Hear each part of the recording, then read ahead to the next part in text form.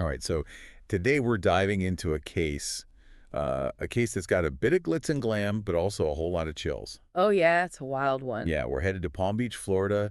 We're going to try to unravel the unsolved murder of Linda Fishman, Linda Fishman. a beloved socialite, whose life took a turn that I don't think anyone could have predicted. Definitely not. Like when you see the video footage of her, she just had this vibrant energy. Yeah, and then the blog post, I mean, it lays out the facts, and it's pretty stark contrast. It really is. It's that whole world of wealth and charity galas, and then bam. Exactly, a brutal crime. So yeah, you have those two sources, the video, the blog post. So, I mean, what's our mission here? Well, I think we got to try to put those pieces together, right? Like, Yeah. who is Linda Fishman? What really happened that night? And why, after all this time, are there still so many unanswered questions? It's crazy, like, the video, it shows her, she lost her husband young, but she bounced back, became a pretty prominent figure in Palm Beach society. Yeah. I mean, she even had ties to Mar-a-Lago.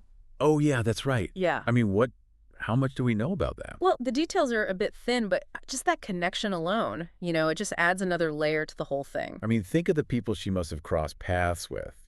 Right. Like in those circles. Yeah. It just makes the circumstances of her death all the more, I don't know, shocking. Yeah, so the blog post walks us through the night of the murder, and, firefighters responded to an alarm at her home. Yeah. And I mean, talk about a grim discovery, right? My gosh, yeah. They find her. She'd been strangled. I mean, didn't they say there were signs it was premeditated? That's what the details point to. Like there were ligature marks on her neck and they found twine at the scene. So, I mean, ligature marks, what exactly are those? So those are like the telltale sign of strangulation. You often see them when a cord or a rope is used, Oh, that no. twine. That definitely suggests this was planned out, not just some random act of violence.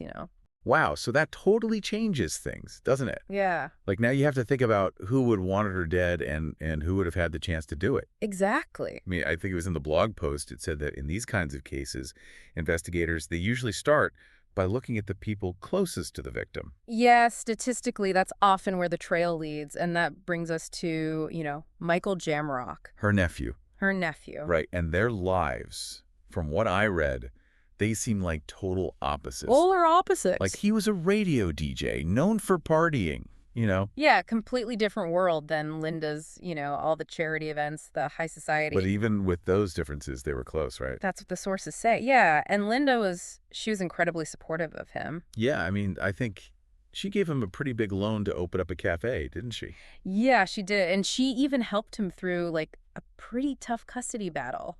It makes you wonder, though, like with such different lifestyles, with her, giving him all this money, was there any tension, any conflict? They don't explicitly mention any big fights or blow-ups, but they do talk about Michael's financial problems, and those were pretty serious. Yeah, he was in debt, right? Deeply in debt, which, I mean, you got to think, could that be a motive?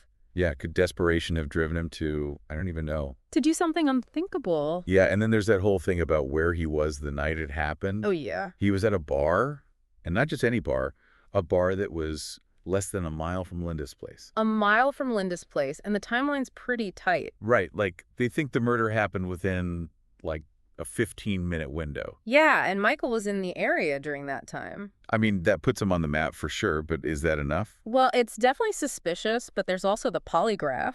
Oh, wait, hold on. That's that whole lie detector test thing, Right. right? Right. Aren't those like super unreliable? I thought they weren't even allowed in court.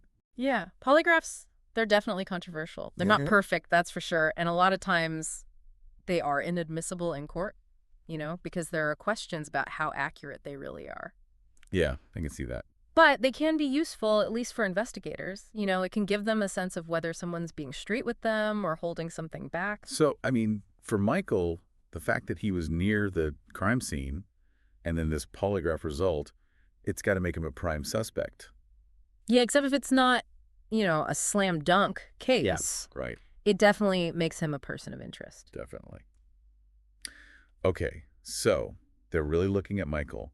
But if these polygraphs can't be used in court, what else did they have? That's where it gets tricky. Like the evidence they had, it was mostly circumstantial. Circumstantial. So I'm not a lawyer. What does that mean exactly? Right. So circumstantial evidence, it's kind of like it hints at something.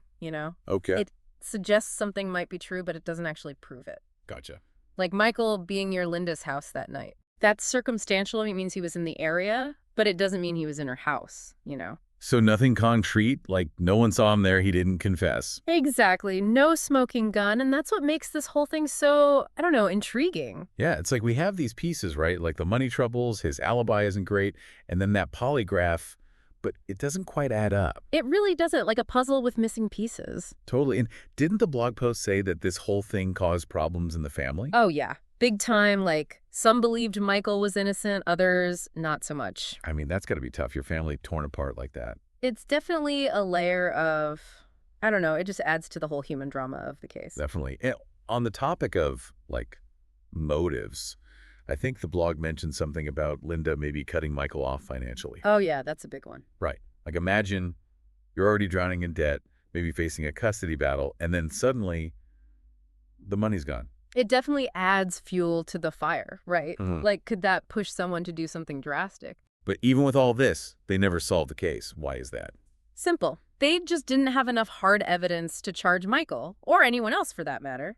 So it just went cold. Basically, yeah, leaving everyone wondering who did it. It's almost hard to believe this whole world of wealth and privilege, a shocking murder, a suspect who might have had a reason, and still no justice for Linda.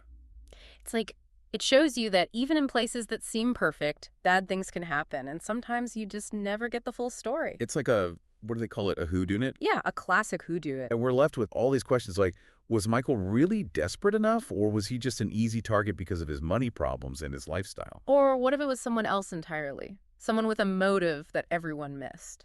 So, I mean, from your perspective, looking at everything, what sticks out to you? Like, what would you want to investigate more if you were on this case? You know, it's interesting. They focus so much on Michael, but it seems like they didn't really dig deep into other potential motives, other people who might have benefited from Linda's death. That's a good point. We've been so focused on Michael, we haven't really thought about anyone else. Exactly. Like, was there someone who gained financially from her death? Or maybe someone who held a grudge, someone we haven't even considered? Like, we've been looking down one road and we haven't even stopped to look around. And that's a lesson for everyone, you know? If you're interested in true crime, in investigations, always question what you think, you know? Look at every angle. Yeah, sometimes the obvious answer, it's not the right one. And that's what makes these cases so fascinating. There's always more to the story than you might think. It really makes you think. Yeah.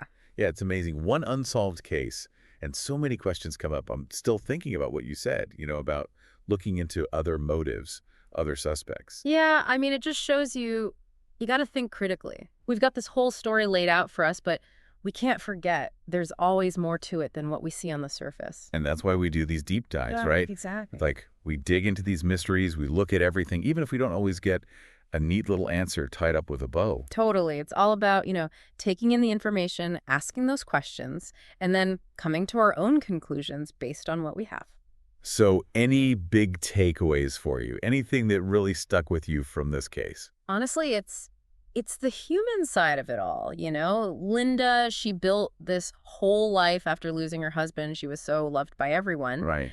And then it's all taken away, and so many people are left wondering why. Her family, they're dealing with the grief, and then all this suspicion on top of it. It's a reminder, even in a world with all this money, all this privilege, things can change in an instant, and tragedy can strike anywhere. And the impact, it goes beyond the family, the whole community. It's like a shadow hanging over everything. So, as we wrap up our deep dive into Linda Fishman's story, I want to leave you with this. If you had this case file right now, where would you start? What would you want to look into?